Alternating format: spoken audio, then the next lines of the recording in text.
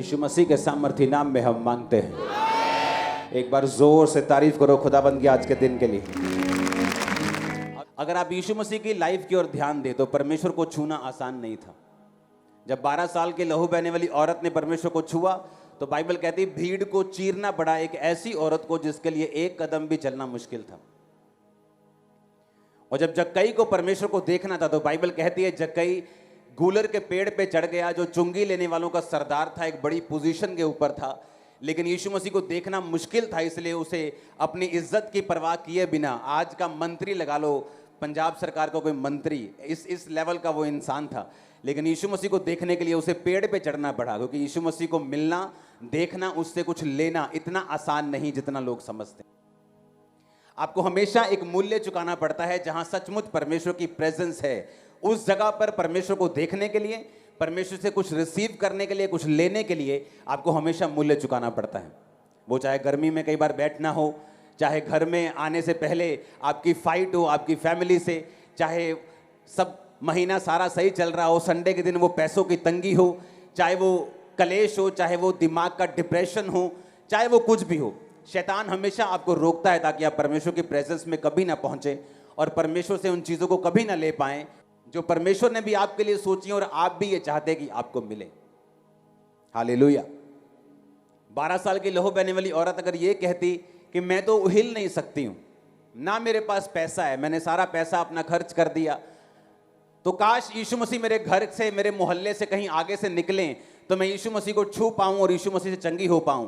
लेकिन बाइबल कहती है उसने एक भी बहाना ना बनाकर यीशु मसीह को अपने घर से निकलकर अपने जान की परवाह नहीं की, क्योंकि वो अशुद्ध औरत थी, उसे लहू बहने का रोग था। और पुराने नियम के मुताबिक जिस औरत को लहू बहने का रोग होता था वो आम इंसानों में आकर आम बंदों को टच नहीं कर सकती थी।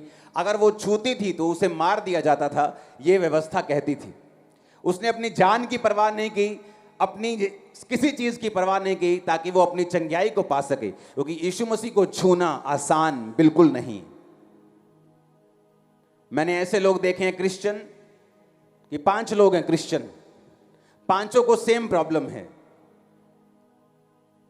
लेकिन एक मैंने उसमें से ऐसा देखा है जिसने अपनी प्रॉब्लम के सामने घुटने नहीं टेके, उसने परमेश्वर के सामने घुटने टेके और प्रेयर की कि परमेश्वर मैं जानता हूं, मैं ये जानती हूं कि ये दूसरों की लाइफ के लिए एक मुश्किल है, ये एक ऐसा ट्रबल है जो बिना ऑपरेशन के खत्म नहीं हो सकता, ये एक ऐसी बीमारी है जो दवाई से खत्म नहीं हो सकती, लेकिन मैं चाहती हूं कि तू मेरी लाइफ में ये काम करे। और परमेश्वर ने काम किया। वो काम एक की लाइफ में किया जिसने दुहाई दी, जो रो रो के चिल्लाई प्रभु के सामने, जिसने अपने पास्ट को, जो अच्छा पास्ट था, पिछला बीता हुआ कल, उसने चर्च मिस नहीं की, प्रेयर मिस नहीं की, रोजे मिस नहीं किए, रिकॉर्ड अच्छा रखा और परमेश्वर ने, मैंने देखा, उसे छुआ और आजाद किया। और वो 4 भी क्रिश्चियन हैं, वो भी चाहते हैं परमेश्वर मुझे चंगा करे, लेकिन अभी भी उस फाइट, उस बीमारी से वो लड़ रहे हैं, क्योंकि आपके चाहने ना चाहने से कुछ नहीं होता। आप अपने चाहने के मुताबिक क्या स्टेप्स लेते हो, क्या कदम उठाते हो, क्या विश्वास के कदम आप लेते हो, यह निर्धारित करता है कि आप हील होंगे, चंगे होंगे या नहीं होंगे। हालेलुया। अपने पड़ोसी को बोलो ध्यान से सुन। इसलिए जहां प्रभु यीशु मसीह का वास है वहां पर आपको एक्चुअल में जाने के लिए फाइट्स का सामना करना पड़ता है। जहां सचमुच परमेश्वर की प्रेजेंस है वहां पर आने के लिए आपका दिल जानता है शैतान किस तरह से आपसे लड़ने की कोशिश करता है, किस तरह आपको रोकने की कोशिश करता है, किस तरह से शनिवार शुक्रवार से उसके प्लान बनने शुरू होते हैं कि आप उस जगह ना पहुंच पाए जिस जगह सचमुच परमेश्वर ने आपको बरकत देनी है।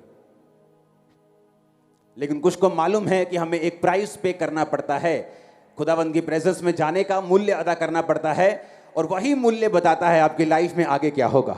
आज जितने जन खुदावंद की प्रेजेंस में हैं, आप बरकत को पाके जाएंगे, हील होके जाएंगे, डिलीवर होके जाएंगे, छुटकारा पाके जाएंगे। आमीन। ऊंचा है तो ये बरकत आपकी है। हालेलुया।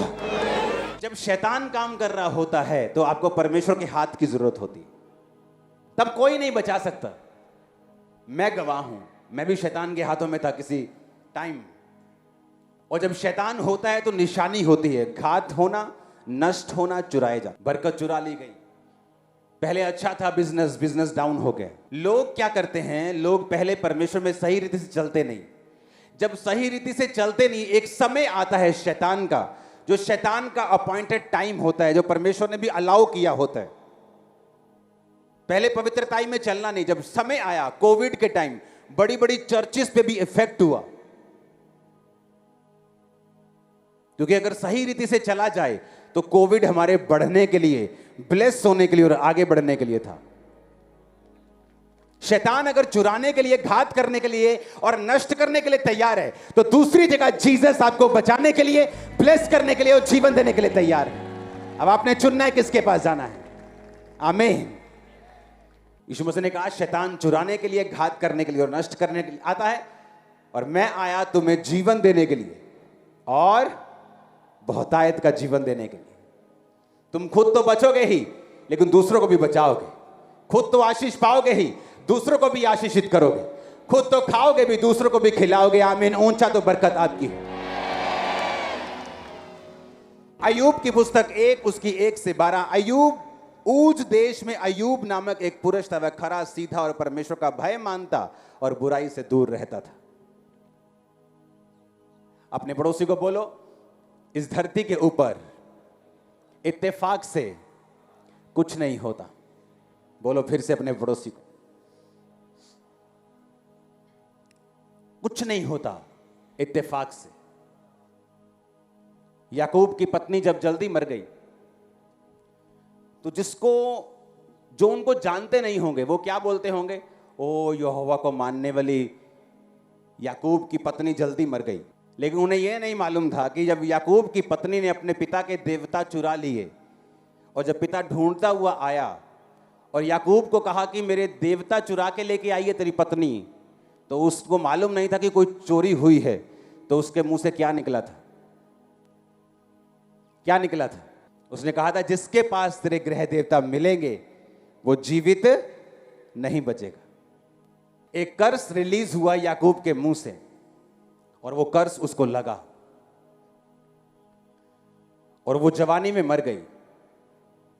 जब बच्चा जन्मने वाली थी, तो बच्चे को जन्म देते थे, बाइबल कहती वो दुहर गई, पेन ज्यादा हुई, और बच्चा जन्मते जन्मते वो मर गई। और बच्चे को नाम क्या दे रही थी? वो क्या दे रही थी? क्या नाम दे रही थी? उसने कहा इसका नाम बेनोनी, यानी दुखों का, सौरों का बेटा हो, दुखों का पुत्र होगा, क्योंकि मैं इसको जन्म देते देते मर गई हूं। याकूब की एंट्री हुई। उसने कहा क्या नाम रखा?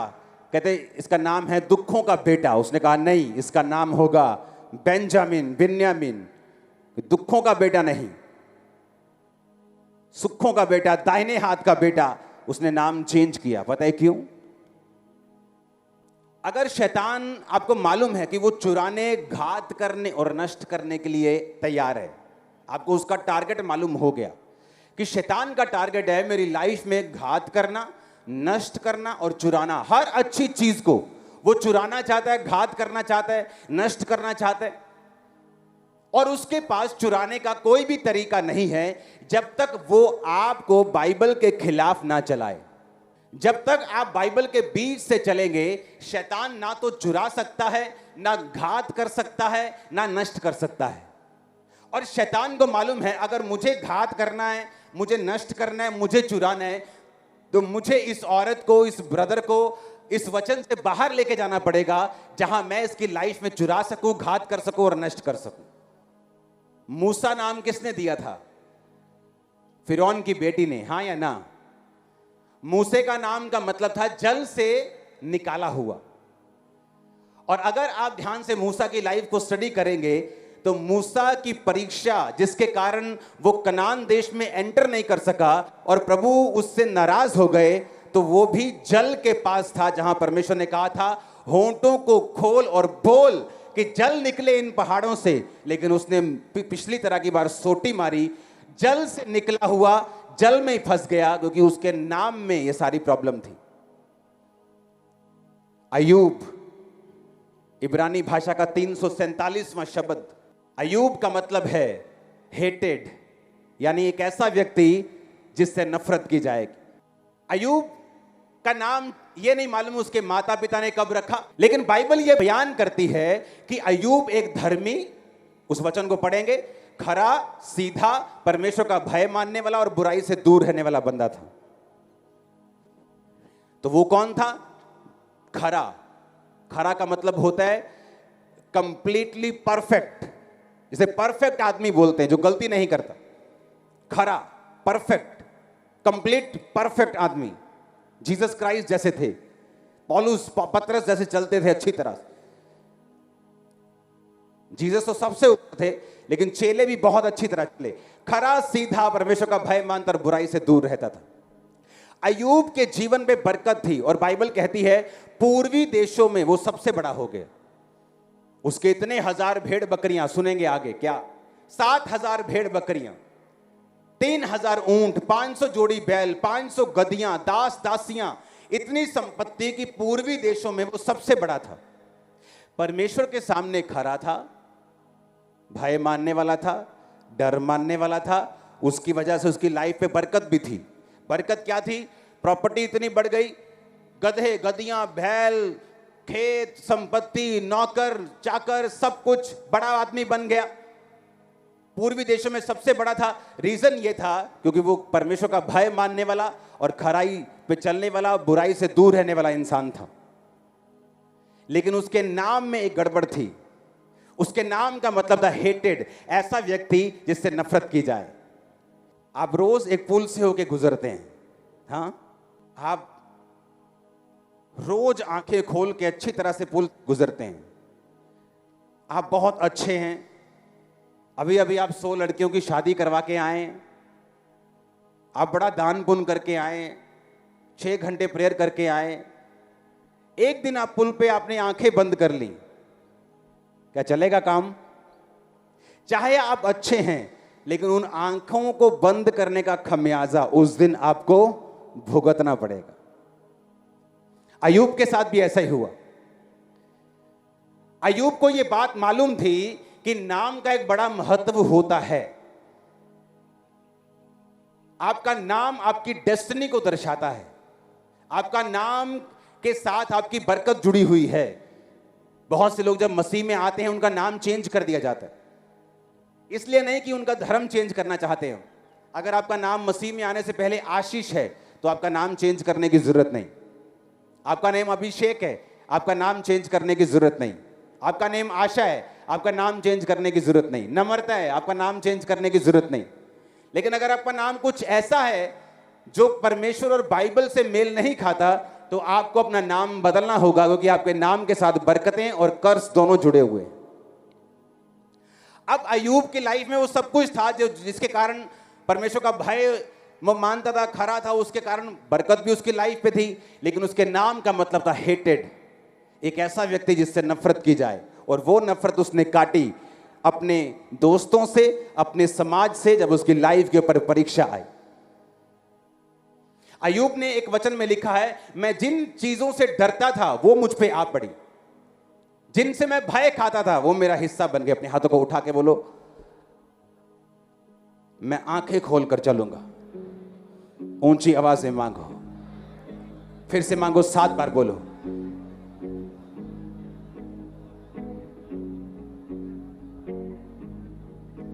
बोलो बोलो बोलो, सब साजी बोलो, सब क्वायर बोलो, आमीन। अब अय्यूब की लाइफ में वो हुआ जिससे वो डर खाता था। एक आदमी था बड़ा धर्मी, और वो एक हॉस्पिटल में काम करता था। और उसका काम था जितने किडनी वाले पेशेंट होते थे जो डायलिसिस करवाने के लिए आते थे, उनको असिस्ट करना, उनका डायलिसिस, उनको मशीन पे लेके जाना, प्रॉपरली डॉक्टर के साथ उनका डायलिसिस करवाने में उनकी हेल्प करनी। तो वो मन में सोचता कि यार मेरे को जिंदगी में कुछ भी हो जाए लेकिन कभी किडनी मेरी फेल ना हो।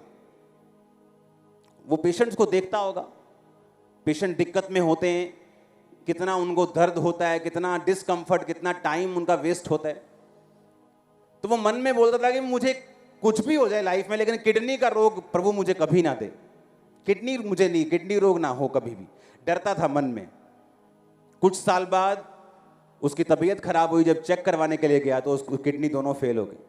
क्रिश्चियन, आप जिस चीज से डरते हैं उस पे आज इतनी बड़ी जूती मारो कि डर सारा खत्म हो जाए। जिस चीज से आप डरे शैतान को मालूम है। कुत्ते के अंदर एक नस होती है जिससे वो डर का हार्मोन सूंघ लेता है। जब एक आदमी डरता है तो कुत्ते को मालूम होता है ये बंदा डर रहा है, और डरने वाले लोगों के ऊपर उसका रिएक्शन भी अलग होता है। शैतान को मालूम है आपका डर क्या है। मैं ये गलतियां बता रहा हूं, कुछ भी अयूब की लाइफ में ऐसे नहीं हुआ आसमान में या इत्तेफाक से। उसके कुछ गलतियां, उसके कुछ अनजाने में किए हुए कार्य जो उसको भुगतने पड़े। बरकत थी क्योंकि वो खरा और भय मानने वाला था, लेकिन हेटेड भी हुआ, नफरत भी हुई लोगों को उससे, क्योंकि उसका नाम उस नफरत को अपनी तरफ खींच रहा था। कितने मेरी बात को समझ रहे हैं? परमेश्वर ने यह नहीं देखा कि अयूब बहुत खरा है, बुराई से दूर रहने वाला है, लेकिन उसका नाम जो था वो नफरत को खींच रहा था अपनी तरफ। और उसकी पत्नी ने, उसके बच्चों ने, बच्चे तो मर गए, उसकी पत्नी, उसके दोस्त, उसके समाज ने उससे नफरत की कुछ समय तक। क्योंकि परमेश्वर जो है वो तोलने वाला परमेश्वर है, उसका तराजू बिल्कुल बैलेंस करने वाला है। बाइबल कहती है लिया की संतान हुई और राहेल बांझ रही, क्योंकि लिया को प्यार नहीं मिला और राहेल अपने पति के से प्यार पाती थी, लेकिन उसकी गर्भ बंद रही और लिया के गर्भ खुली, क्योंकि परमेश्वर ने बैलेंस कर दिया। इसहाक की मां मर गई तो परमेश्वर ने उसे रिबिका उसकी पत्नी के रूप में दी और उसको शांति दी। एक चीज ले ली और दूसरी देकर उसकी लाइफ को क्या कर दिया? बैलेंस कर दिया, क्योंकि वो बैलेंस करने वाला परमेश्वर है। अगर दाऊद ने 66 लड़ाइयां लड़ी और जीती, लेकिन उसने किसी के पति को मरवा दिया और उसकी पत्नी अपनी कर ली, उसके अपने घर में तलवार चली और अपने 2 बेटे उसके मारे गए, बैलेंस। इसलिए मैंने कहा आपको ऐसे धर्मी बनना होगा जो बिना गलती के अपनी लाइफ में आगे बढ़ता रहे और अपनी लाइफ के चारों तरफ अपनी आंखों को खोल कर चले, ताकि किसी भी तरफ से शैतान आपकी लाइफ में एंट्री ना कर सके। उसको लीगल ग्राउंड चाहिए। अगर आपका नाम श्राप है तो शैतान के पास लीगल ग्राउंड है, उसके पास अथॉरिटी है आपकी लाइफ में एंटर करने की, कुछ समय तक फिर आपको सताने की, क्योंकि आपके नाम में ही श्राप जुड़ा हुआ है। Hallelujah, hallelujah. कितने समझ रहे हैं? इब्रानी भाषा में अय्यूब हेटेड, परसिक्यूटेड, परसिक्यूट भी हुआ। पत्नी ने बोला मरता है तो मर जा, परमेश्वर की निंदा कर। दोस्तों से परसिक्यूट हुआ कि तूने कुछ ना कुछ जरूर किया होगा कि खुदा ने तुझे सजा दी है, लेकिन उस टाइम दोस्त भी गलत है। परमेश्वर ने उसे किसी पाप की सजा नहीं दी थी, लेकिन ये सारा कुछ एक मिक्सचर था। अय्यूब कहता जिस डरावनी बात से मैं डरता था वो मुझ पे आ पड़ी। इतनी प्रॉपर्टी इकट्ठी कर लो, बाद में रोज सुबह हाय मेरे प्रॉपर्टी, हाय देखी सवेरे और कब्जा तो नहीं कर ले गए ने और जाई उथे काका। डर, यही डर एक दिन मार देगा। इसलिए जीसस क्राइस्ट ने कहा बी केयरफुल फॉर नथिंग। कहता किसी भी चीज की परवाह मत करो, किसी भी चीज, किसी भी चीज की परवाह मत करो। हालेलुया। किसी भी चीज की परवाह मत करो, वो कहता है। एक औरत को मैं जानता हूं जो मेरे साथ सेवा करती थी, बोलती थी 2 बच्चे थे उसके, बोलती थी अपने बेटे के लिए इनू मैं सेवा च पाना, और बेटी के लिए बोलती थी ना ना इनू नहीं पाना सेवा च, ਇਹਦਾ ਵਿਆਹ करना। बेटा मतलब बोल दो कि नील बटा सन्नाटा होके भी कामयाब हो गया, और बेटी खूबसूरत इतने की मतलब वर्ल्ड क्या होता है, मिस वर्ल्ड जीत जाए, फिर भी डाइवोर्स के बाद डाइवोर्स होते रहे। खुदा से तुम बोल रहे हो कि नहीं सेवा नहीं करनी, परमेश्वर बोलता ना कर, तू नहीं करेगी तो कोई और करेगा। क्योंकि सेवा करने से जिसको बरकत मिलती है वो तुम ही हो। सेवा तुम्हारे फायदे के लिए। आप शैतान देखता है किस चीज को आप छुपाते हो परमेश्वर के। आप पैसे को छुपाते हो।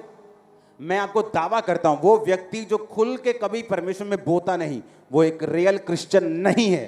कंजूस है तो रियल क्रिश्चियन नहीं है, मैं दावा करता हूं। परमेश्वर से प्यार करते हो और अपने बच्चों को छुपा के रखते हो, तुम रियल क्रिश्चियन नहीं हो। प्रभु से प्यार करते हो, अपनी सेहत की परवाह करते हो, तुम रियल क्रिश्चियन नहीं हो। तुम प्रभु से प्यार करते हो और अपने रिश्तेदारों की परवाह करते हो, तुम अभी रियल क्रिश्चियन नहीं हो। रियल क्रिश्चियन को वचन कहता है बी केयरफुल फॉर नथिंग, किसी चीज की परवाह मत कर, मैं तेरे साथ खड़ा हूं। तू बच्चे देगा, मैं तुझे बरकत दूंगा। तू पैसा देगा, मैं तुझे बढ़ाऊंगा। तू अपना शरीर देगा, मैं तेरी सेहत को ब्लेस करूंगा, मैं तुझे लंबी जिंदगी दूंगा। हालेलुया। क्योंकि शैतान को मालूम है जो कुछ आप प्रभु को देंगे वो उसे बरकत के साथ बढ़ा के, ब्लेस करके, सुरक्षित करके, लहू में छुपा के तुम्हें वापस करेगा। उसे मालूम है, इसलिए वो चाहता है कि आप ये बोलें कि हाँ ये चीजें तो खुदा को मैं दे दूंगा लेकिन ये चीजें नहीं दूंगा, ये तो मैं परमेश्वर के लिए कर दूंगा लेकिन ये नहीं करूंगा। Hallelujah, hallelujah. अगर परमेश्वर ने कोई वचन आपको दिया है वो आपकी बरकत के लिए है। अगर वो आपको बोने के लिए कहता है, सेवा के लिए कहता है, कुछ काम करने के लिए कहता है, तो उसका रीजन है उसके पीछे। बिना रीजन के वो आपको कुछ नहीं कहता करने के लिए। उसका रीजन आप ही की बरकत है, आप ही को बढ़ाना है। आमीन। अय्यूब नाम का ही मतलब था हेटेड, परसिक्यूटेड, तो एक दिन उस नाम ने उसका पीछा जरूर किया। मूसा का नाम था जल से निकालने वाला, उसी जल की परीक्षा में फिर से वो फिसल गया। परमेश्वर ने एक आपके लिए स्टैंडर्ड ठहराया है बाइबल के वचन में से, उस स्टैंडर्ड को पूरा आप लोगों ने करना है। अगर आप नहीं करते उसका असर भी आप पे है, अगर आप करते हो उसकी ब्लेसिंग भी आप लोगों पर है। आमीन। कितने समझ रहे हैं आज के वचन को? इसलिए याकूब ने कहा ये दुखों का बेटा नहीं होगा, इसका नाम बेंजामिन होगा, दाहिने हाथ का बेटा होगा। क्योंकि जब भी उसको बुलाया जाता बेनोनी, उसको याद आता कि मैं अपनी मां की मौत का कारण हूं। मैं जब पैदा हुआ था मां मर गई। वो चीज हमेशा उसकी लाइफ में उसका पीछा करती। और याकूब एक आत्मिक इंसान था, उसको नाम का महत्व मालूम था कि एक बार नाम गलत पड़ गया तो सब फिनिश हो गया। हालेलुया। अपने पड़ोसी को बोलो आत्मिक बन। फिर से बोलो अपने पड़ोसी को, फिर से बोलो अपने पड़ोसी को, 7 बार बोलो आत्मिक बन, इसमें तेरा फायदा है। हालेलुया। बोलो बोलो 7 बार आत्मिक बन, इसमें तेरा फायदा है। आमीन, आमीन।